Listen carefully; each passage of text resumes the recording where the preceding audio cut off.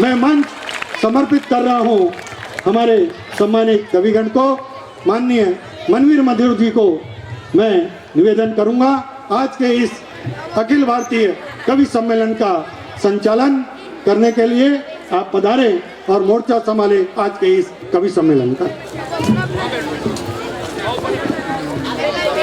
Khariar road के जितने श्रोता हैं सबको मैं प्रणाम निवेदित करता हूँ। योगेश्वर कृष्ण की भूमि से हूँ और उनका वंशज भी हूँ।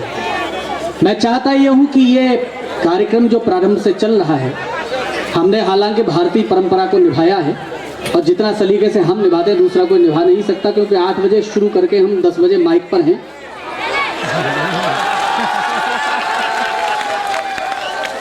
लेकिन बधाई पूरी समिति के लिए।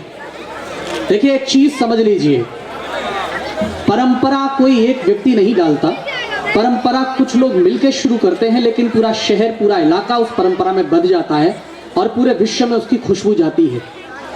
मैंने कहा कि मैं योगेश्वर कृष्ण की भूमि से हूँ और योगेश्वर कृष्ण जिन्होंने गीता में लिखा है कि मैं अगर मिलता हूँ तो गायों के बीच में मिलता हूँ, जिन्हें गोपाल भी कहा जाता है, जिन्हें गोपालक भी कहा जाता है। और अगर ये कार्य यहाँ हुआ है, उड़ीसा में हुआ है, बिल्कुल ये दरवाजा मानता हूँ मैं उड़ीसा का, तो मैं चाहता यह हूँ कि इस पूरी समिति के लिए, इनके हौसले के लिए एक बार दोनों हाथ ठाका जोरदार तालियों के साथ इनका अभिवादन करें। संकल्प बड़ा है, मैं इसलिए प्रणाम करता हूँ। और वैसे भी मेरा आशीर्वाद हुआ, आपको पता होगा वर्ल्ड ट्रेड सेंटर पेंटागन पर जब हमला हुआ तो उसमें कोई भी भारतीय नहीं मरा, क्योंकि हम भारतीय परंपरा का निर्वहन जिस सलीके से करते हैं पूरे विश्व में नहीं करते, क्योंकि हम टाइम पे पहुंचे ही नहीं। वहां जितने लोग मरे सब बाहर के मरे, भारत का एक नहीं मरा। और वैसे भी पिछले 1 हफ्ते से पुलिस बड़ी परेशान थी हरियाणा में, रामपाल जी पकड़ लिए गए हैं, बहुत सारी तमाम स्थितियां हैं। ये संकल्प जो है, मैं केवल इतना सा कहना चाहता हूं, इसको महसूस करना, क्योंकि ये संकल्प मैंने कहा ना एक व्यक्ति नहीं लेता। लेकिन एक बात याद रखना, एक बार कुत्ते ने मुर्गे से कहा, बोले मुर्गे एक बात बता, तेरे बारे में तेरा भविष्य सबको पता है कि सुबह कट पिट कर तू थाली में आ जाएगा, नाश्ते की प्लेट में आ जाएगा, लेकिन उसके बावजूद भी तू इन लोगों को जगाता क्यों है, जबकि यही इनका ही हार बनेगा।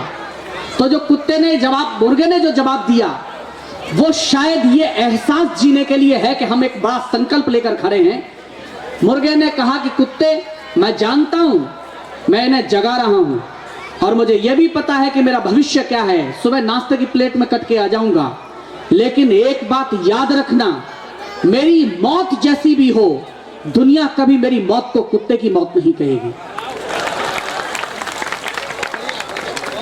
यह संकल्प बड़ा है, हम अपना कर्म कर रहे हैं। और वैसे भी मैं एक बात और बता दूं, जहां जगन्नाथ हैं, जहां रघुनाथ हैं, वहां पर कोई गात अनाथ कैसे हो सकती है।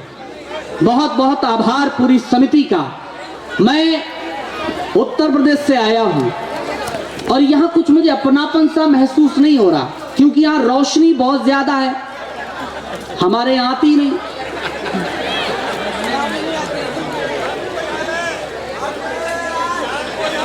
अच्छा यहां भी वही है, भाई जनता पे बढ़ाओ लाइट। असल में क्या है, रोशनी हमारे चेहरे पर इतनी ज्यादा है कि समझ में नहीं आ रहा सामने लोग बैठे हुए कि गमले रखे हुए हैं। उसका केवल एक ही तरीका है कि वहां से तालियों की गड़गड़ाहट यहां तक आए तो हमें एहसास हो कि प्रबुद्ध श्रोता सामने बैठे हुए हैं। रहने दो, फिर आप भी लोड क्यों ले रहे हो? ऐसा नहीं होना चाहिए। यहाँ की व्यवस्था बहुत अच्छी है। मैं एक बार पुनः निवेदन करूंगा, ये जो लगा दिए हैं दो, इन्हें जरा बंद कर दें, बहुत तेज है, सामने बहुत कम दिखाई दे रहा है। और जब तक आंखों से आंख नहीं मिलती कवि सम्मेलन की परंपरा नहीं चलती। जब तक आपकी प्रतिक्रिया नहीं आती तब तक शायद उतना उत्साह नहीं होता, उतना जुनून नहीं होता। मैं बहुत ज्यादा नहीं कहूंगा, मैं केवल जो प्रारंभ से उत्साह देख रहा हूं आपका, केवल कुंवर बेचैन जी की 2 पंक्तियां कहना चाहता हूं कि दोनों ही पक्ष आए हैं तैयारियों के साथ। आप आपकी हुंकार भरी तालियां, आपकी उत्साह भरी, आपकी जोश भरी तालियां यहां तक आई। दोनों ही पक्ष आए हैं तैयारियों के साथ, ये गर्दनों के साथ हैं, यारियों के साथ। कविता से धीरे धीरे आप जुड़ेंगे, मैं जानता हूं, क्योंकि कुंवर बेचन जी ही कहते हैं कि पहले तो ये धीरे धीरे यूं ही हिलते डुलते हैं, पहले तो ये धीरे धीरे यूं ही हिलते डुलते हैं, दिल के दरवाजे हैं आखिर खुलते खुलते खुलते हैं। थोड़ा सा जागृत होइए, क्योंकि जब तक आप मुझसे जुड़ेंगे नहीं शायद हम उतना बेहतर आप तक नहीं पहुंचा पाएंगे। और मैंने कहा है, हमेशा बोलता हूं, हर कवि के पास एक सीडी है जो यहां फंसी हुई है। यह निर्भर आप पर करता है कि आप कैसा सुनना चाहते हैं। या तो आप वही सुन लीजिए जो यहां है, लेकिन अगर आपका सहयोग होगा, आपका उत्साह होगा, तो जो दिल के पास एक सीडी लगी हुई है जो बहुत कम खुलती है, मैं इस बात का दावा कर रहा हूं, अगर आपने अच्छा सुन के बता दिया तो आज की रात ऐतिहासिक रात होगी। मैं पहले यहाँ कवियों का आपसे परिचय करा दूं। मेरे पीछे इटावा से हमारे बीच आए हैं श्री कुमार मनोज जी, जो वीरस के गजलों के एक बेहतरीन हस्ताक्षर हैं। और एक अच्छी बात आपको मैं बता दूं, जिनकी सीडी प्रारंभ में चल रही थी श्रद्धेय हरिओम पवार जी, ये वो शख्स है जिनकी पंक्तियों को हरिओम पवार जी कोट करते हैं। मैं चाहता हूं एक बार दोनों हाथ उठाकर जोरदार तालियों के साथ भाई कुमार मनोज का अभिवादन करें, जो इटावा से हमारे बीच आए हैं। हमारे बीच में एक साक्षात गणेश जी भी हैं, जो ग्वालियर से मंगाए गए हैं। उनका होना किसी कवि सम्मेलन की सफलता का पैमाना होता है। हास्य व्यंग के धुरंधर हस्ताक्षर, और मैं कहूं मंची काव्य परंपरा की वरेण्य जो परंपरा, हास्य परंपरा है, उसके शीर्ष कवि के रूप में हमारे बीच हैं, जो ग्वालियर से हमारे बीच हैं, दादा प्रदीप चौबे जी। मैं चाहता हूं एक बार जोरदार तालियों के साथ, क्योंकि एक रात उनकी कहीं मिल जाती है तो वो सौभाग्यशाली इलाका होता है। हमारे दादा प्रदीप चौबे जी, लेकिन उनके बगल में एक और चौबे। अच्छा, हमारे यहाँ यह कहा जाता है कि जिस व्यक्ति पढ़ा लिखा जो व्यक्ति ना हो उसे कहा जाता है अहीर यादवों में, और जो पढ़ लिख जाता है उसे कहा जाता है यादव। ऐसे ही चतुर्वेदियों में है, जो पढ़ लिख जाता है उसे चतुर्वेदी कहते हैं, और जो बिना पढ़ा लिखा होता है कहते हैं चौबे।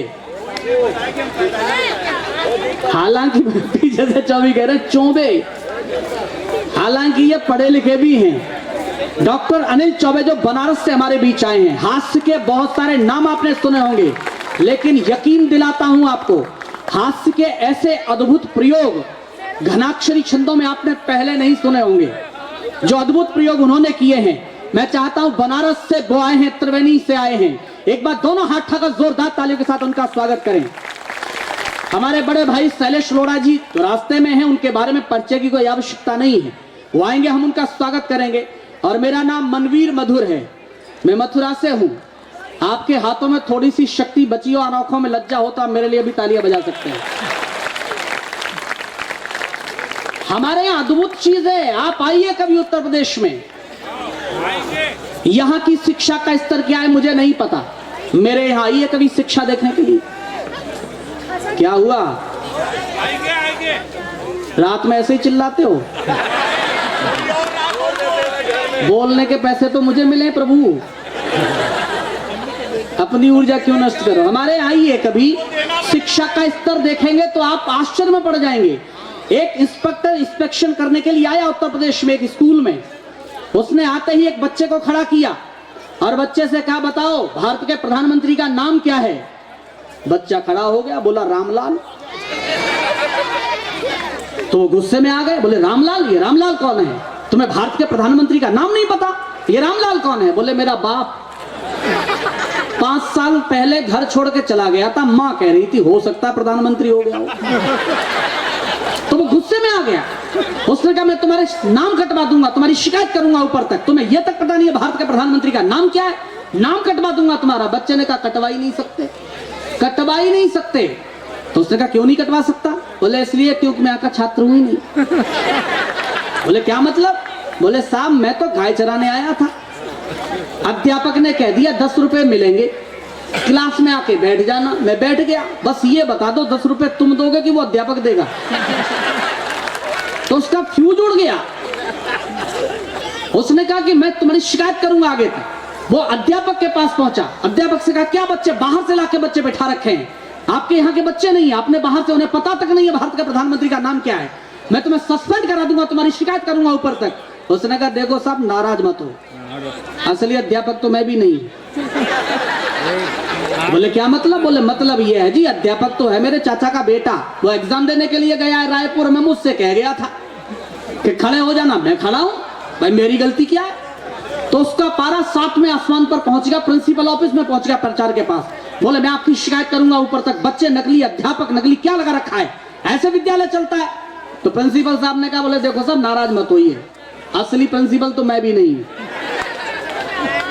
बोले क्या मतलब? बोले मतलब ये है प्रिंसिपल मेरे ताऊजी हैं, परचूने की दुकान भी करते हैं, अभी सामान लेने के लिए गए, मुझसे कह गए इंस्पेक्टर आएगा उसे 10,000 रुपए दे देना, वो जरूरी कागजातों पर साइन करके चला जाएगा। तो साहब ये पकड़ो अपने 10,000 रुपए।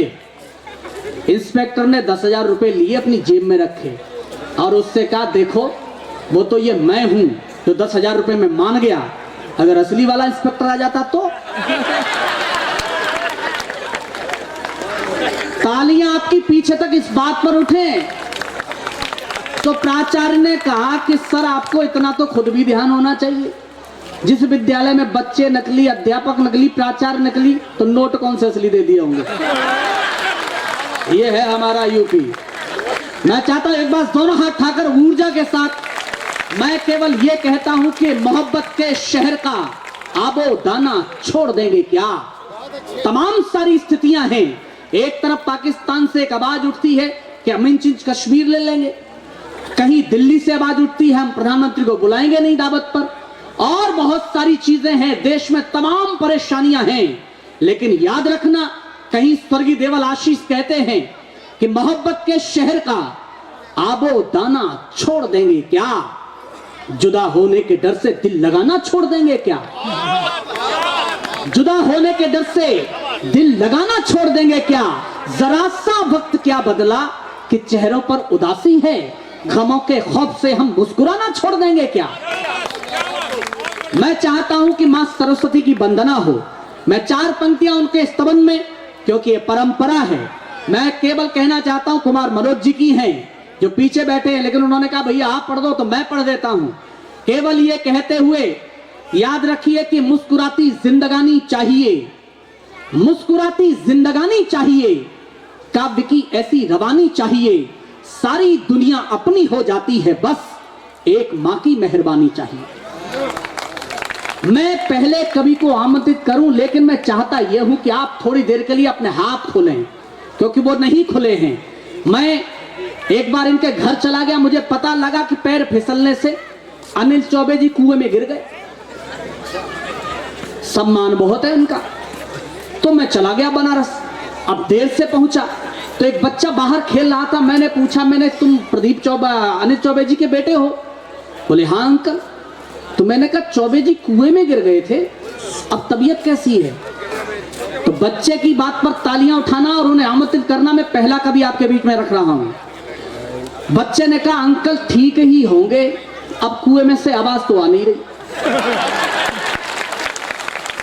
तमाम स्थितियों पर मैं कुंवर बेचन जी को याद करते हुए डॉक्टर अनिल चौबे जी को आमंत्रित कर रहा हूं कि आंसुओं के बीच भी हंसने की मुस्काने की बात, आंसुओं के बीच भी हंसने की मुस्काने की बात, याद आई लो मुझे फिर एक दीवाने की बात, फूल सा खिलना है तो खिलने की ही बातें करो, दिल में क्या रखते हो हर पल सिर्फ मुरझाने की बात। दोनों हाथ उठाकर पहले कवि को आमंत्रित करें, डॉक्टर अनिल चौबे, एक बार जोरदार तालियां।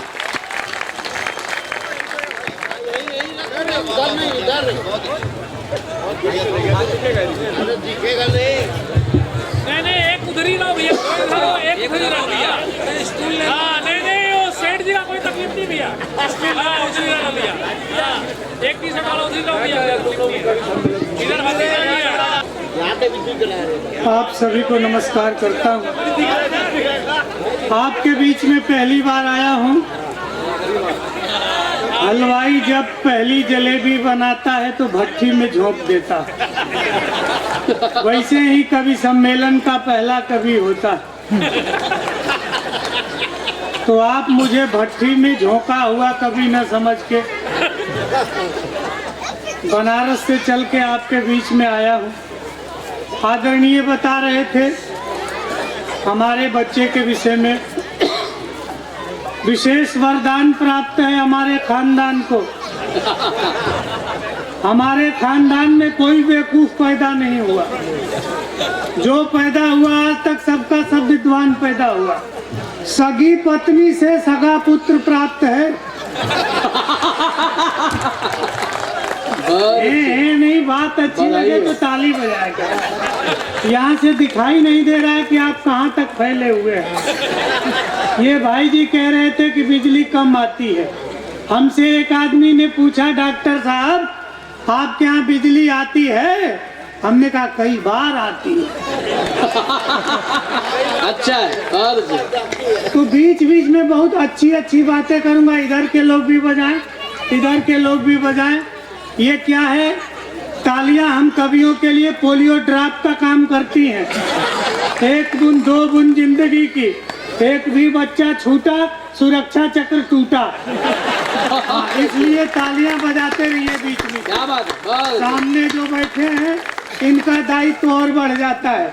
हमारी सगी पत्नी से सगा पुत्र प्राप्त है हमको 5 साल का। ये बता रहे थे, ये कम बता रहे थे। मैं आपको असल में बताता हूँ। 5वीं क्लास में पढ़ता है।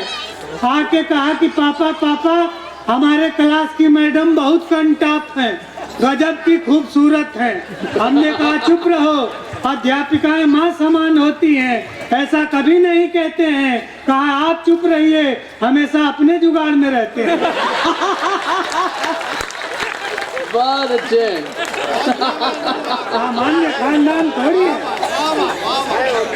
बहुत उत्कृष्ट खानदान है। कोई भी व्यक्ति हमारे यहाँ चाय बेचते हुए आता है, हम बटन दबा देते हैं, वो सीधे प्रधानमंत्री बन के चला जाता है। बहुत अच्छे, बहुत अच्छे।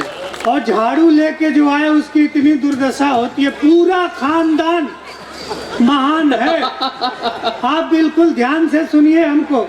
हम किसी चैनल पे नहीं पाए जाते, यहाँ तक कि डिस्कवरी पे भी खोजेंगे तो हम नहीं मिलेंगे आप। इसलिए हमको ध्यान से सुनना बहुत जरूरी होता है। 4 लाइन पढ़ रहा हूँ, सुनिएगा। जी भाई। देखिए, ब्राह्मण का प्रताप, एक सजीव आदमी इधर से गुजरा। ऐसे में 4 लाइन पढ़ता जाऊंगा, इधर से आदमी निकलते आएंगे। हाँ बिल्कुल, आ जाइए। ये जो हमको जो भी बाधा उत्पन्न करता है उनको मैं बता दूं। ये उपस्थित जितने ग्वालियर, मथुरा और आगरा से आए हैं, ये एक भी कभी आपके किसी काम नहीं आ सकते। लेकिन जब भी आप काशी में आएंगे, घाट किनारे हम आपके पूर्वजों के साथ मिलेंगे। इसलिए आप हमको बिल्कुल ध्यान से सुनिए। पूरा खानदान बच्चे से लेके ससुराल तक, 4 लाइन पढ़ता हूँ, सुनिएगा। ससुराल विगत दिनों पहुंच गया, वहीं से 4 पंक्तियां निकली है। क्या बात है? कि आए हो ससुराल में मिसकाल की तरह, क्या बात है? कि आए हो ससुराल में मिसकाल की तरह, लटका है तेरा इश्क लोकपाल की तरह। झाड़ू थमा के हाथ में साली ने ये कहा, जी जाजी लग रहे हो केजरीवाल की तरह। बहुत अच्छे, क्या बात है, वाह। जितने नौजवान आपके यहाँ और जितने महान लोग इसमें लगे हुए हैं, इस देश को आप केवल सुनिए तो अच्छा लगता है। आप बोलेंगे तो अच्छा नहीं लगेगा मुझे, आप केवल सुनिए। वरना हमको शादी और श्राद्ध दोनों के मंत्र याद हैं। नहीं, कब कौन पढ़ना ये याद नहीं। बहुत अच्छे। हाँ, गलती से दूसरा मंत्र लग गया तो भारत की अपूरणीय क्षति हो जाएगी। बहुत अच्छे, बहुत अच्छे। इस देश में इस देश में नौजवानों से कोई नुकसान नहीं हुआ। देश को सबसे ज्यादा नुकसान बुजुर्गों से हुआ। 4 लाइन और सुन लीजिएगा। बुजुर्ग से कहाँ नुकसान होता है? हमसे तो हिंदुस्तान का हर बुजुर्ग चाहता है कि ये देशभक्ति की बातें करें, संस्कार की बातें करें, चरित्र की बातें करें, और अपने कहाँ तक जाता है। ये ईश्वर चंद जैन जी आपके उम्र के लोगों को समर्पित है कि नहीं कोई जोर चलता है, हाँ, महज रिक्वेस्ट होता है। वाह, नहीं कोई जोर चलता है, महज रिक्वेस्ट होता है। इश्क में दौलते दिल का बड़ा इन्वेस्ट होता है, और जवानी में मोहब्बत की जिन्हें गिनती नहीं आती, बुढ़ापे में उन्हीं का तो DNA टेस्ट होता है। बहुत अच्छे, बहुत अच्छे, वाह वाह। 65 वर्षों की आजादी के बाद जितनी सरकारें आई, सबने कहा उग्रवाद नाक के ऊपर बढ़ रहा है, हम इसका मुंहतोड़ जवाब देंगे, और हम करते कुछ नहीं है। जैसे भारतीय राजनीति का कोई विशेष मतलब नहीं है, वैसे हमारे लेखन का कोई मतलब नहीं है। लेकिन आनंद आपको पूरा आएगा, इसकी पूरी गारंटी। खून का एक कतरा नहीं गिरेगा, कोई शहीद नहीं होगा, एक गोली खर्च नहीं होगी, और देशभक्ति सिद्ध हो जाएगी। बिना किसी नुकसान के कैसे देशभक्ति सिद्ध होती है? वाह। अपना पड़ोसी मुल्क पाकिस्तान और अपना पड़ोसी राज्य बिहार, दोनों के तुलनात्मक संस्कृति का विचारात्मक अध्ययन। सुनिए, बिल्कुल ध्यान से सुनिएगा। ये 3, 4, 5 बच्चे जिनके हैं वो आज के रात संभाल लें। काव्य पाठ के बाद मैं नीचे आके उनको संभाल लूंगा। हाँ, पंडित का निवेदन है, चरण छू के वंदना करता हूँ, बस रख लीजिए। बाकी प्रयास आपने किया है, इसके बाद का प्रयास मैं कर दूंगा। आप सुनिएगा, ध्यान से सुनिए, आपको बिल्कुल आनंद आएगा। सुनिए, देशभक्ति में हास्य कैसे होता है। क्या बात है? अपना पड़ोसी मुल्क पाकिस्तान और अपना पड़ोसी राज्य बिहार, दोनों के तुलनात्मक संस्कृति का विचारात्मक अध्ययन। आज से मैं बहुत आशा लगा के खड़ा हुआ। ये तो ऐसे आए हैं जैसे नरेगा के मजदूर बैठे हुए तो इनसे तो कोई अपेक्षाएं है नहीं, बस आप ही के ऊपर है। सुनिएगा, पहले कवि के लिए बहुत वो होता है। सुनिए भाई। हाँ बिल्कुल भाई। कि जितना तू बढ़ चढ़ बोलता है पाक प्यारे, कि जितना तू बढ़ चढ़ बोलता है पाक प्यारे, उतने आवारे यहाँ कुत्ते भूख देते हैं। आप देशभक्ति देखिए साहब, कि जितना तू बढ़ चढ़ बोलता है पाक प्यारे, उतने आवारे यहाँ कुत्ते भूख देते हैं। और तेरे कारखाने धुआं जितने की फेंकते हैं, उतने की लोग यहाँ बीड़ी फूंक देते हैं। कि तेरे कारखाने धुआं जितने की फेंकते हैं, उतने की लोग यहाँ बीड़ी फूंक देते हैं। कि पाक कभी हिंद के बराबर न हो सकेगा, आज तुझे उत्तर हम ये अचूक देते हैं। और जितने की दाल रोटी खाते पाकिस्तान वाले, उतने बिहारी खा तम्बाकू थूक देते हैं। अच्छा, आनंद की पंक्तियां सुनिएगा। मेरा व्यक्तिगत मानना है कि हिंदुस्तान का एक भी नेता खराब नहीं है, बस हमने इनका प्रयोग ढंग से नहीं किया। कुछ नेताओं का हमने ढंग से प्रयोग किया है। प्रयोग कायदे का हो गया हो तो एक एक व्यक्ति का आशीर्वाद चाहता हूँ। हमने वेदों का अध्ययन किया है, पुराण भी पढ़े हैं, उपनिषद का भी ज्ञान है। कहीं नहीं लिखा है कि सबसे आगे जो बैठे हैं वो ताली नहीं बजाएंगे। ऐसा कहीं लिखा नहीं है। आप भी वहां से हमारा समर्थन कर सकते हैं। पंक्तियां सुनिए। कौन गया होता तो क्या होता, एक भी ढंग का व्यक्ति आज तक समझौते के लिए नहीं गया। क्या बात है। कि बाबा रामदेव यदि पाक में चले गए तो पूरा पाक योग का ही चेला बन जाएगा। बहुत अच्छे। कि बस गुरु आप ही के ऊपर तो है पूरा कभी बाकी तो ऐसे आए हैं जैसे मनवीर मधुर को श्रद्धांजलि देने के लिए आए। अरे तो आप हो भाई। जीवन की तो 5 ही लोग हैं। बस पूरा कवि सम्मेलन आपके न्यौछावर है, सुनिएगा। कि बाबा रामदेव यदि पाक में चले गए तो पूरा पाक योग का ही चेला बन जाएगा। वाह। और अटल बिहारी ब्रह्मचारी जी चले गए तो बेगमों के लिए तो झमेला बन जाएगा। अटल बिहारी ब्रह्मचारी जी चले गए तो बेगमों के लिए तो झमेला बन जाएगा। वाह। कि माया जयललिता और ममता चली गई तो पूरा पाक विश्व में अकेला बन जाएगा। और लालू जी के संग यदि राबड़ी गई तो इस्लामाबाद भैंस का तबेला बन जाएगा। बहुत बढ़िया, वाह वाह वाह वाह, क्या बात है, वाह। एक आ जाओ चल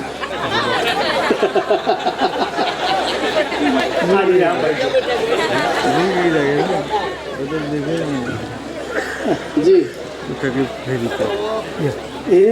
मम्मी पापा कहाँ है बाबू? अच्छा कहीं चाट उठ खा रहे होंगे आप, तब खाइए। समझदार पिता कभी सम्मेलनों में ये प्रयोग करता है। बाकी सुनिए, एक तुलनात्मक अध्ययन अमेरिका के साथ सुनिए, थोड़ा सा हमारा मन बना दीजिएगा, थोड़ी सी जागृत हो जाइए आप। जी भाई। और हमने कहा बेटा अमेरिका चाहे जिससे उलझ लो, भारत के तरफ तुम्हारी दृष्टि उठती है तो तुम्हारी दवाई हमारे पास है। एक तुलनात्मक अध्ययन अमेरिका के साथ सुनिए जी। कि बेटा अमेरिका तुम हमसे उलझ कर जीत जाओगे ये तेरे मन का भ्रम है। और सैन्य शिविरों के लिए जितना बजट तेरा उतने के साधु यहाँ पी जाते चिलम है। क्या बात है। सैन्य शिविरों के लिए जितना बजट तेरा उतने के साधु यहाँ पी जाते चिलम है। कि तेरे पास है जो हथियारों का जखीरा यदि भारत के पास भी बहुत दमखम है। कि मल्लिका मलाइका और राखी जैसा आइटम तेरे परमाणु बम से न कहीं कम है। बहुत अच्छे। फैशन बढ़ता गया, महिलाओं के वस्त्र कम होते गए। एक मच्छर चिंतित होके दादा मच्छर से पूछा कि दादा तेरे जमाने में भी महिलाएं कम वस्त्र पहनती थी क्या? दादा ने कहा नहीं बेटा, तू तो 21वीं सदी में पैदा हुआ है। मेरे जमाने में महिलाएं 1.5 हाथ का घूंघट करती थी, हम पर नारी का दर्शन नहीं कर पाते। ये दादा का चरित्र है। उनको चिंता है कि वो 21वीं सदी में क्यों नहीं पैदा हुए। छोटे से मच्छर की दादा मच्छर से बातचीत। क्या बात है। कि एक छोटे मच्छर ने मच्छर दादा से कहा अपने समय का अनुभव बांटते रहो। वाह। तो मच्छरों का दादा बोला तब और अब बीच फैशन की खाई है उसी को पाटते रहो। कि नारियां तो साड़ियां पहनती थी उस वक्त, दिखता था मुंह भन्न भन्न चाटते रहो। और तेरे युग में तो पूरी देह दिखती है प्यारे, जहाँ जहाँ मन करे वहीं काटते रहो। बहुत अच्छे। अच्छा हमारा क्या है कि हम आपको देश का सर्वश्रेष्ठ श्रोता मान के सुना रहे हैं। आप मुझे ब्रह्मांड का सबसे महान कवि मान के सुनिए, तब तो आनंद आएगा। वरना हम यहाँ से ज्ञान बघाड़ते जा रहे हैं और आप एकदम स्टैचू की तरह से शांत मुद्रा में सुन रहे हैं, जैसे आए हो इसी बैठने के लिए। एक छंद और सुनिए जी। हमारे बनारस की पुलिस यदि मूड बना के बैठी हो कि चालान काटना है तो चालान कटेगा, चाहे आप किसी तरह से सन्नद्ध हो करके गाड़ी चला रहे हो। कोई नहीं मिला तो एक टांगे वाले को पकड़ के चालान काट दिया। ये नहीं ज्ञान का बात है। बहुत अच्छे। टांगे पर यातायात का कोई नियम लागू नहीं होता। अब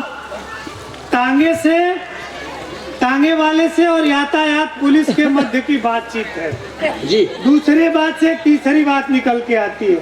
सर आप विराजमान हैं, आप इस प्रदेश में हैं, वरना हमारे प्रदेश में होते तो किसी मंत्री की भैंस ढूंढ रहे होते। बहुत अच्छे। हम उस महान प्रदेश से आपके बीच में आए। हाँ, आप बहुत बहुत अच्छे लोग हैं जैसा हमको बताया गया है, लेकिन पहले कवि के साथ जो समस्याएं होती हैं वो हमारे साथ भी हो रही है, इसलिए आप निरर्थक भी तालियां बजा सकते हैं। बिल्कुल। सुनिए, बहुत आनंद का क्षण सुनाता हूँ कि यातायात पुलिस ने तांगे वाले को पकड़, कहा तेरा रूट परमिट ही बेढंगा है, तो कागज सही नहीं है, इंश्योरेंस भी नहीं है, डीएल कहीं नहीं है, तू बड़ा लफंगा है कि मोटर की शर्तें लगाए नहीं टांगे पर। टांगे वाला बोला मेरा घोड़ा भला चंगा है, तो पुलिस ने कहा कि चालान काटना पड़ेगा, लेडीज सवारियां हैं, घोड़ा तेरा नंगा है। बहुत अच्छे। जब समझ में आए तब बजा दीजिए। एक निवेदन मैं आपसे फिर कर दूं, देखिए क्या है, एक कवि का मन बनना चाहिए, तो एक बार आप उत्साह में आइए, एक बार जोरदार तालियां भाई अनिल चौबे जी के लिए।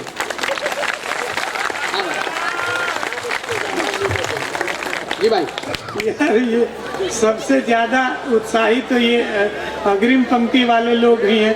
एक समस्या और यहाँ से आ रही है कि सामने से कुछ दिखाई नहीं दे रहा है कि आप क्या कर रहे हैं क्या नहीं कर रहे हैं। कुछ लोग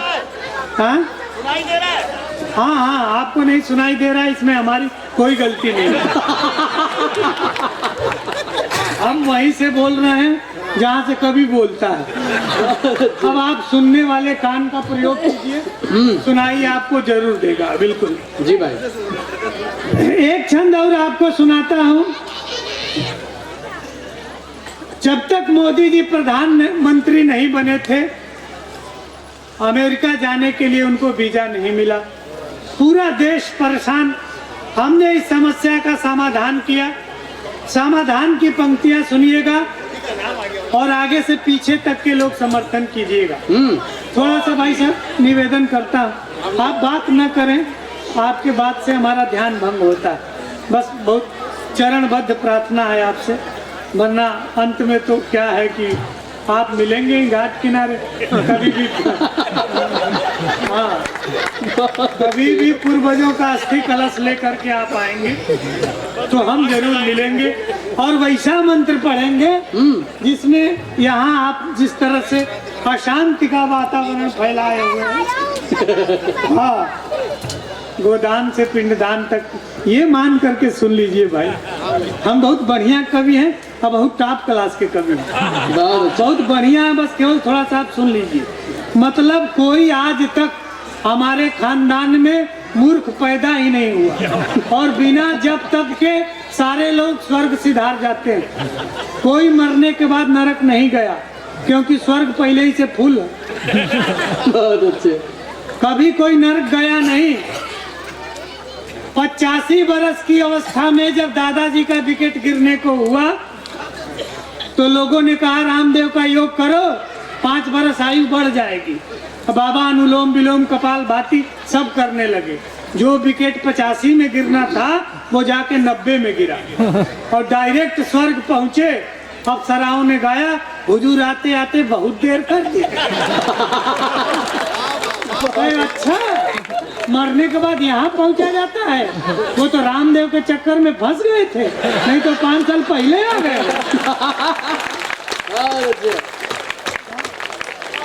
इतने तक है। तीसरी बार जब तीसरी क्लास में 3 बार, हर क्लास में हम जितनी क्लास की संख्या होती है हम उतने बार पढ़ते हैं, समझिए। 3 में 3 बार, 4 में 4 बार, 10 में 10 बार। पूरा खानदान विद्वता पूर्ण है। चौथी बिल्कुल एकदम बहुत बहुत आशीर्वाद, भगवान आपको यशस्वी बनाए। अगले साल आए तो 4 बच्चे और आपके साथ। भाई हम जिसका खाते हैं उसका गाते हैं। तो फेल हो करके आया, फेल हो करके तो हमने कहा कि बेटा कैसा रिजल्ट रहा? कहे कि प्रधान जी का लड़का फेल हो गया। हाँ। अच्छा प्रधान जी का लड़का, अरे तुम अपना बताओ। कहा प्रिंसिपल साहब का भी फेल हो गया। हमने कहा चुप रहो, अपना बताओ। कहा कि विधायक जी का भी फेल हो गया। हमने कहा तुम्हारा क्या हुआ? कहा तुम कौन राष्ट्रपति हो? अभी हो, तुम्हारा भी फेल ही हो गया। बहुत अच्छे। हम बहुत ऊंचे खानदान के लोग हैं जिनकी शादी हमने करा दी मंत्र पढ़ करके। आज तक उनके बीच कुछ नहीं हुआ। और आप कितना हो प्रयास कीजिए, बहुत अच्छे। नाराज न कीजिए। बहुत अच्छे। सुनिए, हाँ जाओ जाओ हो गया बस, हम ऐसे ही सुनाते हैं, जाओ क्या करेंगे हम कुछ नहीं कर सकते। आप सुनिए, मोदी जी को अमेरिका जाने के लिए वीजा नहीं मिला और पूरा देश परेशान। हमने समस्या का समाधान किया। देखिए हम बातचीत बहुत कर सकते हैं, आप रचनाओं से आनंद लीजिए और इस तरह से भी हास्य कविताएं हो सकती हैं। आप पंक्तियां सुनिए, आनंद लीजिए। जी भाई। देश की कितनी बड़ी समस्या का कितने आसान तरीके से समाधान कि पूछा पत्रकार ने कि आप कविवर कैसे मोदी वाली वीजा की समस्या सुलझाएंगे। कि पूछा पत्रकार ने कि आप कविवर कैसे मोदी वाली वीजा की समस्या सुलझाएंगे।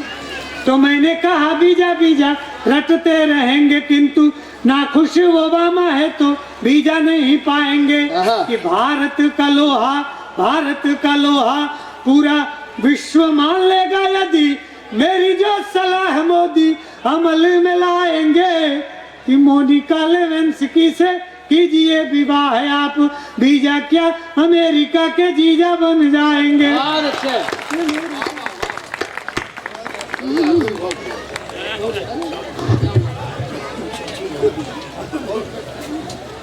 मैं चाहता हूँ एक बार जोरदार तालियां भाई अनिल चौबे जी के लिए। इसमें कोई दो राय नहीं कि बहुत विद्वान है। इन्हें पता था इनका बच्चा रिजल्ट लेने जाने वाला था, तो उन्हें पता था बच्चा अपना ही है, रिजल्ट क्या आएगा जानते थे। तो उन्होंने कह दिया, बोले देख अगर फेल हो गया तो मुझे बाप मत कहना। बच्चा शाम को लौट के आया रिजल्ट लेके, तो इन्होंने पूछ लिया क्यों, क्या हुआ? बच्चा बोला छोड़ अनिल चौबे, वैसे ही दिमाग खराब है मेरा। तो सम्मान तो आप समझ सकते हैं, पंडित आदमी है, इसमें भी कोई दो राय नहीं है। और बनारस में चौबे, उसका मतलब समझ लीजिए। एक अमेरिका का अंग्रेज भारत आया तो आते ही उसने सबसे पहले पूछा कि मैं भारत घूमना चाहता हूं, भ्रमण करना चाहता हूं, क्या क्या देखना चाहिए। तो किसी ने ज्ञान दे दिया, बोले 3 लोगों से सावधान रहना, एक तो यादव से, एक सरदार से और एक चौबे से। उसने कहा ये क्या है? बोले हैं तो जब पता लगता है, जब व्यवहार में आता तो पता लगता है, पर इनसे सावधान रहना। उसने गाइड ले लिया और घूमने निकल लिया। तो उसने गाइड से मुझे 3 लोगों के बारे में कहा गया है, यादव के बारे में, सरदार के बारे में और चौबे के बारे में, ये क्या है मैं जानना चाहता हूं। उसने कहा बता दूंगा। तो सामने से एक पहलवान आ रहा, उसने कहा ताल ठोक दे। तो बोले ताल ठोक दूं। उसने ताल ठोक दी। तो पहलवान साहब गुस्से में आ गए, बोले साला हमारे सामने आके हिंदुस्तान में ताल ठोकेगा। सिर्फ पटक लिया नीचे, दे घूसे दे लाते। 5 मिनट तक हुलिया खराब कर दिया। उठा तो उसने पूछा, बोले ये कौन है? बोले ये यादव है। बोले हॉरेबल टेरेबल, ये तो बहुत खतरनाक है, यादव है। फिर आगे बढ़ा तो एक सरदार जी आ रहे, बोले इनसे पूछ ले 12 बज गए क्या? बोले कोई खतरा तो नहीं है? बोले कोई खतरा नहीं है। तो उसने पूछ लिया 12 बज गए? तो उसने कान पे 12 रसीद कर दिए। बोले साला सरदार हिंदुस्तान में आके सरदार से पूछेगा 12 बज गए? तो जब वो बाहर निकला तो उसने पूछा ये यादव बहुत खतरनाक था, सरदार बहुत खतरनाक था, ये चौबे कैसा होता होगा? तो उन्होंने कहा क्यों, इतनी देर से तुझे कुटवा कौन रहा है? मैं चाहता हूं एक बार तालियां जोरदार चौबे जी के लिए बजा दें आप। ये कर कुछ भी सकते हैं, लेकिन मैं ये चाहता हूं इस हास्य से थोड़ा सा रस परिवर्तन करूं। मैं एक ऐसे हस्ताक्षर को आपके बीच आमंत्रित करना चाहता हूं जिनके बारे में मैंने कहा कि कई लोग उनकी पंक्तियां कोड करते हैं। मेरे छोटे भाई हैं श्री कुमार मनोज, एक पंक्तियां 4 पंक्तियां सुनिएगा कि ये व्यवस्था है, इसे समझने की कोशिश करिए।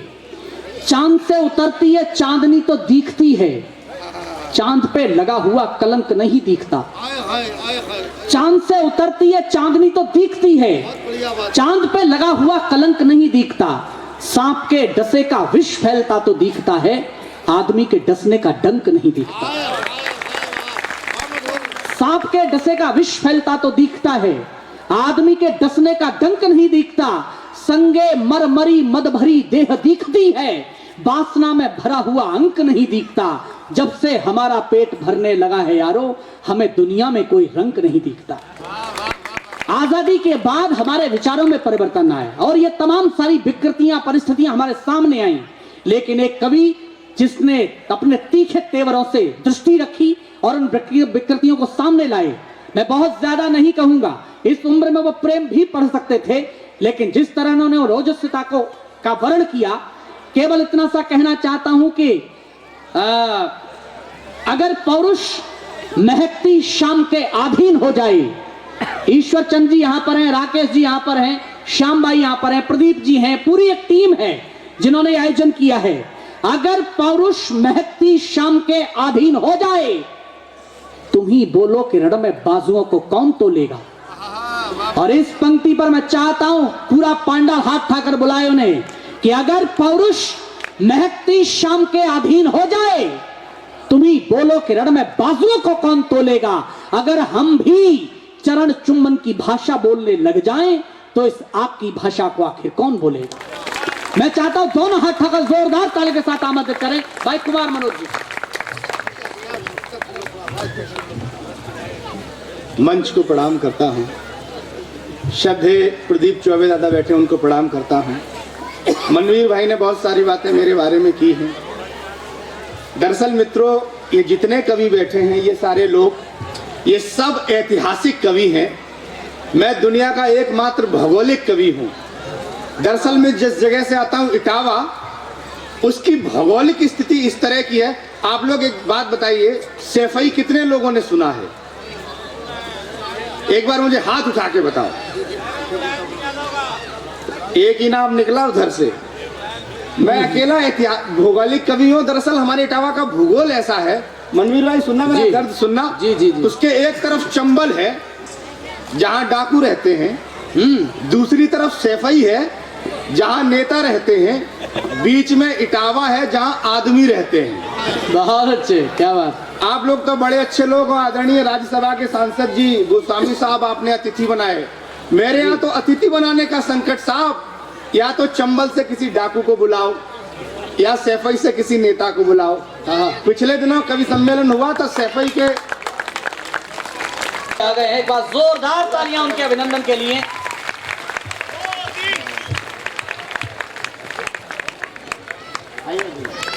एक बार जोरदार तालियां मैं चाहता हूं, आप पीछे तक हाथ ठाकर जोरदार ताली के साथ भाई शैलेश वोरा जी।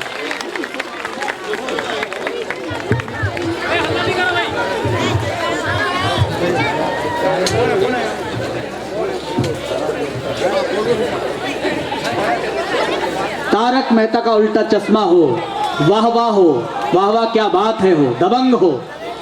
मैं उन्हें अभिनेता कहूं, कवि कहूं या संचालक कहूं, किसी भी रूप में उनको पूरा विश्व जानता है।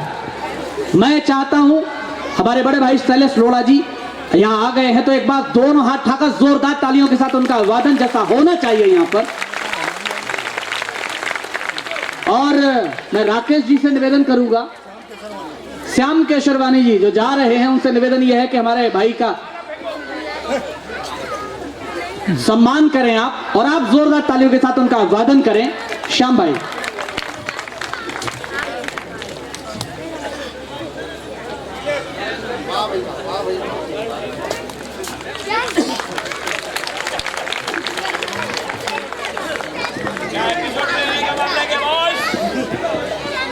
वो आ गए हैं तो एपिसोड तो हो ही जाएगा, उसकी फरमाइश।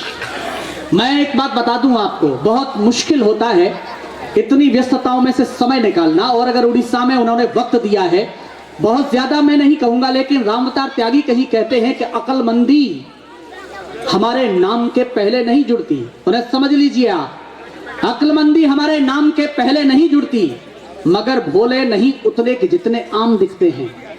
हस्ताक्षर हमें करना ना आया, चेक पर माना, मगर दिल पर बड़ी कारीगरी से नाम लिखते हैं। अभी आप खामोश हैं, ये शैलेश भाई के लायक तालियां नहीं है, मगर दिल पर बड़ी कारीगरी से नाम लिखते हैं। भले हैं वे, बुरे हैं वे, असज्जन हैं या सज्जन हैं, नहीं इस मामले में दोस्त इनके एक मत होंगे, मगर इस असलियत को जानते हैं जानने वाले, समय की हर इबारत पर इन्हीं के दस्तखत होंगे। एक बार जोरदार तालियां भाई शैलेश लोढ़ा जी के लिए।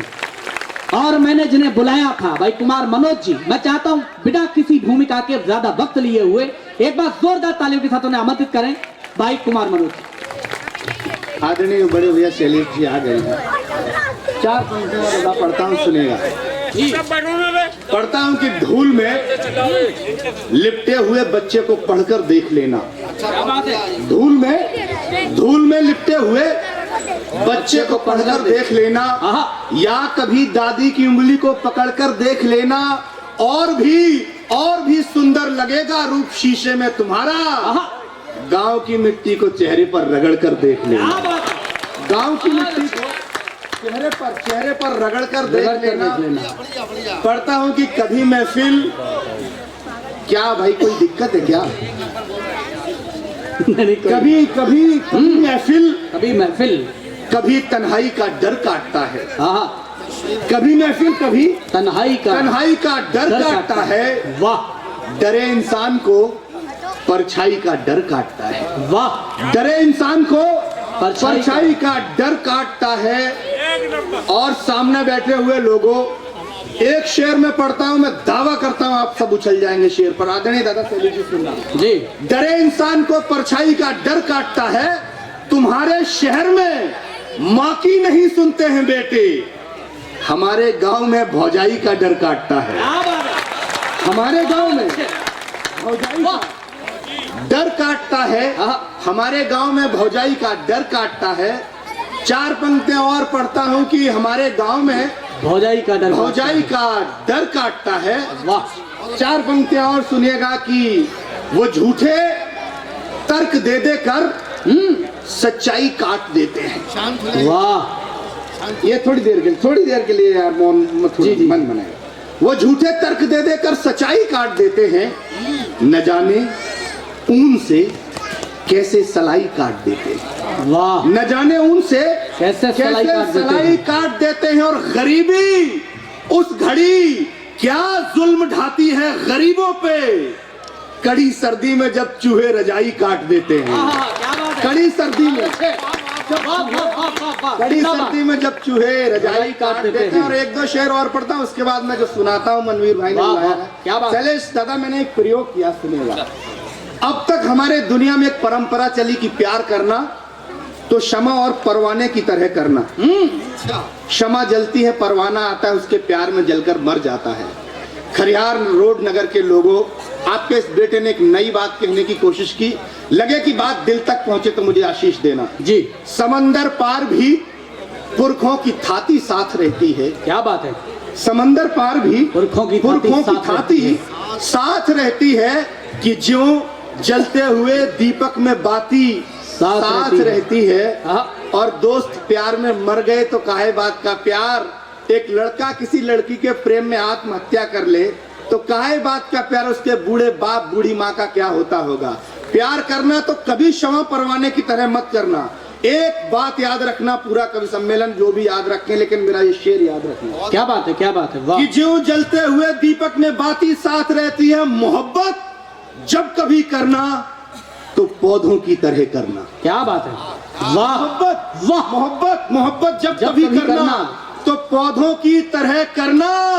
जो गमलों में भी ले जाओ तो मिट्टी साथ रहती है। क्या बात है। दोनों एक दूसरे को जीवन देते हैं। पौधा कहता है तूने मुझे जीवन दिया है, मिट्टी उसकी जड़ में रहती है। जो गमलों में भी ले जाओ तो मिट्टी साथ रहती है। और काहे का पाकिस्तान, जो गमलों में भी ले जाओ तो मिट्टी साथ रहती है। और तुम्हारी तोप से ज्यादा असर है एक धागे में। वाह। कि फौजी जंग में जाए तो राखी साथ रहती है। कि फौजी जंग में जाए राखी साथ रहती है। आइए मित्रों, 4 पंक्तियां पढ़ता हूँ। ये गौशाला का मंच है महावीर का मंच है, यहाँ से 4 पंक्तियां पढ़ने की कोशिश करता हूँ क्या बात है। कि भारत की भूमि की महानता कहाँ लोग कहें, आदमी के बीच दिनमान मिल जाते हैं। वाह। कविता में सूरज जैसे लोग, आदरणीय शैलेश जी जैसे लोग, जिन्होंने छोटी जगह से उठकर बड़ा मुकाम बनाया। आदमी के बीच दिनमान मिल जाते हैं, वाह। कितने ही धर्म जाति, कितने ही संप्रदाय, भाव किंतु फिर भी समान मिल जाते हैं। वाह। कितने ही धर्म जाति, कितने ही संप्रदाय, भाव किंतु फिर भी समान मिल जाते हैं।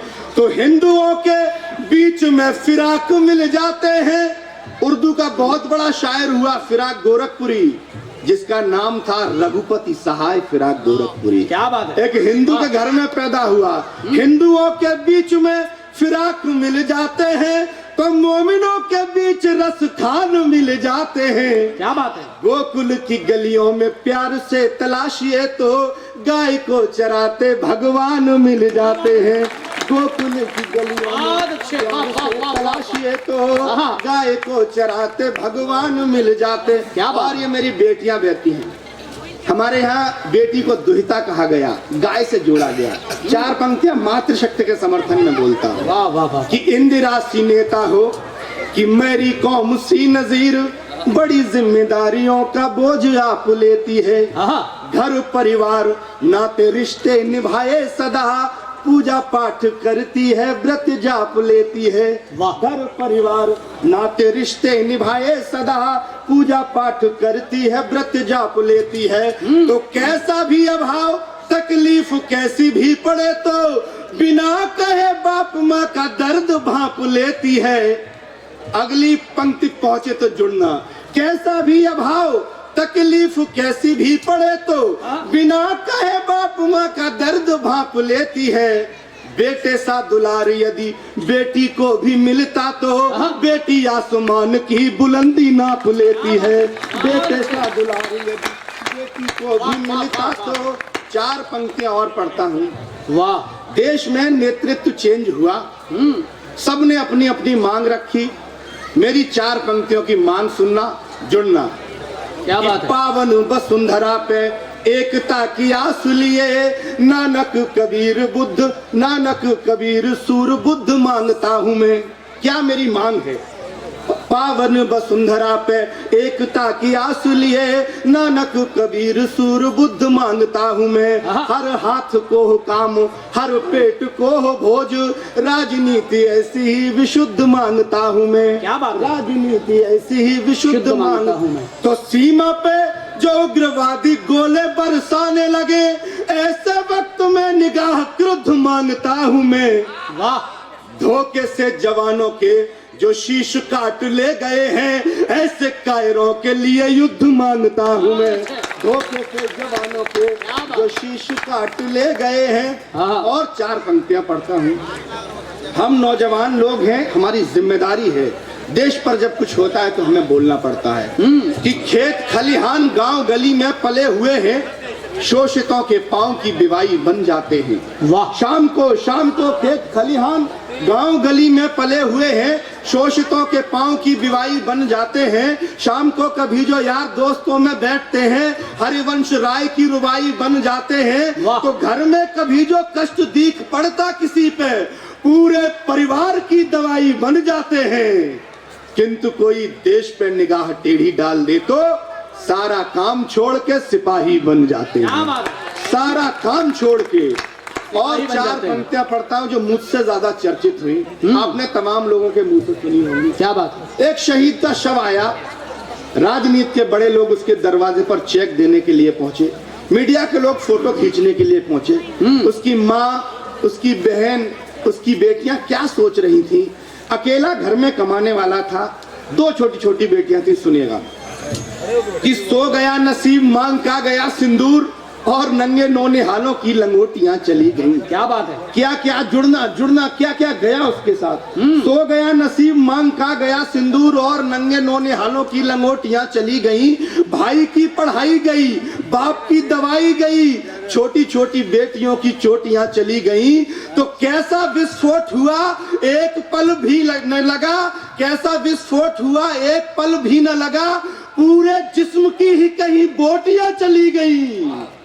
आपके लिए तो एक आदमी मरा हुजूर, किंतु मेरे घर की तो रोटियां चली क्या बात है, गई। वाह किंतु मेरे घर की वाह वाह वाह वाह, रोटियां चली गई। क्या बात है, कविता मैं जिंदाबाद। इनसे पढ़ता हूँ। वाह अनिल चौबे जी ने बहुत अच्छी अच्छी बातें करी, बनारस के हैं। इन्होंने अभी एक कुत्ता खरीदा तो मुझे फोन किया, बोले मनोज भाई आप इटावा के उस कुत्ते का नामकरण संस्कार कर दो। तो मैंने कहा भैया चौबे का कुत्ता है, नाम भी ढंग का होना चाहिए। मैंने दिमाग लगाया, मैंने कहा भैया इसका नाम टाइसन रख दो। बोले क्या बोलते हो साहब, टाइसन? इससे तो माइक टाइसन की बेइज्जती हो जाएगी। तो मैंने फिर दिमाग लगाया, मैंने कहा जैक्सन रख दो। बोले क्या बोलते हो साहब, इससे तो माइकल जैक्सन की बेइज्जती हो जाएगी। मैंने फिर दिमाग लगाया, मैंने कहा इसका नाम बिलावल भुट्टो रख दो। तो बोले क्या बोलते हो साहब, इससे तो कुत्ते की बेइज्जती हो जाएगी। तब मैं एक कविता पढ़ता हूँ, मनवीर भैया सुनिएगा। पिछले दिनों मुंबई में हमला हुआ, सारे लोगों ने, सारे टीवी ने, सारे मीडिया ने दिखाया, हमने देखा, आपने देखा, सुनिएगा। उस दृश्य को याद करना, मैं एक कविता पढ़ता हूँ, आप जुड़ना। क्या बात है, उड़े पखेरु आसमान में, चीख पुकारें गूंज उठी, फैला बारूद हवाओं में, ऊंची मीनारें गूंज उठी। सबसे विराट इस लोकतंत्र को जैसे लकवा मार गया, ये लगा कि जैसे पृथ्वीराज फिर से गोरी से हार गया। क्या बात, ये लगा कि जैसे पृथ्वीराज फिर से गोरी से हार गया। पर वीर करकरे को सलाम, थे धन्य कामटे सालस्कर। 19 कृष्णन की देशभक्ति ने कुचल दिए दुश्मन के सर। इन खूनी 59 घंटों में कितनों के दामन जीत गए। नेता टीवी पर कहते थे हम जीत गए, हम जीत गए। बहुत अच्छे, नेता टीवी पर कहते थे हम जीत गए। एक सवाल फेंक कर जाता हूं, नेता टीवी पर कहते हैं हम जीत गए, हम जीत गए। वो 10 थे, हम थे 100 करोड़, फिर भी 200 को मार गए। तुमने ये कैसे मान लिया आतंकी तुमसे हार गए? तुमने ये कैसे मान लिया आतंकी तुमसे हार गए? इसलिए चैनलों पर अपनी ये भाषणबाजी बंद करो। भारत माँ घायल बैठी है, अब तो गुटबाजी बंद करो। झांसी की रानी जाग उठो, दुर्गाबाई हुंकार भरो। राणा लेकर भाला जागो, फिर से चेतक तैयार करो। ये कठिन घड़ी है, ऐसे में आपस में संग जरूरी है। अब शांति बनाए रखने को निर्णायक जंग जरूरी है। शांति बनाए रखने को निर्णायक जंग जरूरी है। 16 कलाओं में पारंगत थे कृष्ण, मगर संहार किया। मामा था सगा कंस, लेकिन फिर भी पापी को मार दिया। धृतराष्ट्र पांडु भाई भाई, अर्जुन दुर्योधन भी भाई। सोचो फिर वंश मिटाने के जैसी कैसे नौबत आई। थे राम बहुत शालीन, मगर जब सीता माँ का हरण हुआ, समझाया लाख दशानन को, पर कहाँ राम की शरण हुआ। इसलिए दुष्टता के समक्ष हथियार उठाना पड़ता है। मद में डूबे शिशुपालों को दर्पण दिखलाना पड़ता है। क्या बात है, मद में डूबे शिशुपालों को दर्पण दिखलाना पड़ता है शांत स्वरूपा सीता बंदी उग्रवाद की लंका में। हौसले तोड़ दो दुश्मन के, मत वक्त गुजारो शंका में। बजरंगबली अब लंका में फिर से हुड़दंग जरूरी है। शांति बनाए रखने को निर्णायक जंग जरूरी है। अंतिम पंक्तियां कविता की पढ़ता हूं, सुनिए। एक नौजवान संगीन उठाए सीमा पर डट जाता है। खूंखार दरिंदों के हाथों टुकड़े टुकड़े कट जाता है। पर चौखट देहरी दरवाजे सब आस लगाए बैठे हैं। घर वाले अब भी कितने कितने ख्वाब सजाए बैठे हैं। बूढ़े दादा की आंखों में है अब भी इंतजार बाकी। अम्मा के सूने दामन में ढेरों है अभी प्यार बाकी। सावन में भाई की रक्षा की बहना दुआ मांगती जब। नेक ब्याह के मौके पर लड़कर के बुआ मांगती जब। फिर नई नई दुल्हन आती आंगन में खुशियां भर देती। नन्ही मुन्नी किलकारी से रिश्तों को रोशन कर देती। फिर घर के कोने कोने में गूंजा करती बोली तुतली। तुम क्या जानो शहीद के संग कितने सपनों की चिता जली। तुम क्या जानो शहीद के संग कितने सपनों की चिता जली। कितने आंगन के दिए बुझे, कितने बच्चे बिन बाप हुए। कितनी विधवाओं के जीवन रोते रोते अब शाप हुए। ये दर्द तुम्हारे सीने में उस दिन ही घर कर पाएगा, जब उग्रवादियों के हाथों खुद का बेटा मर जाएगा। उग्रवादियों के हाथों खुद का बेटा मर जाएगा। संसद पर हमला हुआ, तभी हम सीमा लांग गए होते। आतंकी केवल 3 दिनों में पानी मांग गए होते। क्या बात है, केवल 3 दिनों में पानी मांग गए होते। लेकिन अपनी किस्मत में तो समझौता दर समझौता है। संसद पर हमला झेल चुके अब ताजमहल का न्योता है। याद करो 71 की सब जोश और जज्बे में थे, 90,000 पाकिस्तानी सैनिक अपने कब्जे में थे। उस रोज अगर हमने उन सब का नक्शा झाड़ दिया होता, जीते भूभागों पर भारत का झंडा गाड़ दिया होता, ये तेवर अगर हमारा पूरी दुनिया ने देखा होता तो कब से अमेरिका भी अपने चरणों में बैठा होता। सत्ता को राह दिखाने को फिर से कभी जंग जरूरी है। अब शांति बनाए रखने को निर्णायक जंग जरूरी है, निर्णायक जंग जरूरी है।